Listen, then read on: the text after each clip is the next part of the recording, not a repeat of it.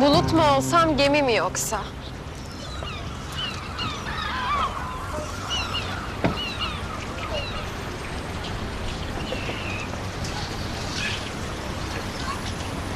Balık mı olsam, yosun mu yoksa? Ne o, ne o, ne o. Deniz olunmalı oğlum. Bulutuyla, gemisiyle,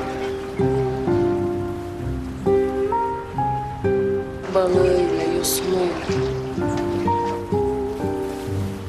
Ne duruyorsun be? At kendini denize. Geride bekleyenim varmış, aldırma. Yelken ol, kürek ol, dümen ol, balık ol, su ol. Git gidebildiğin yere.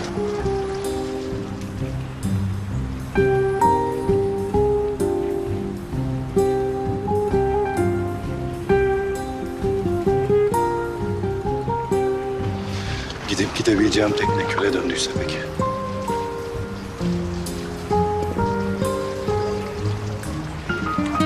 Benimle aynı kaderi paylaşıyorsun demektir.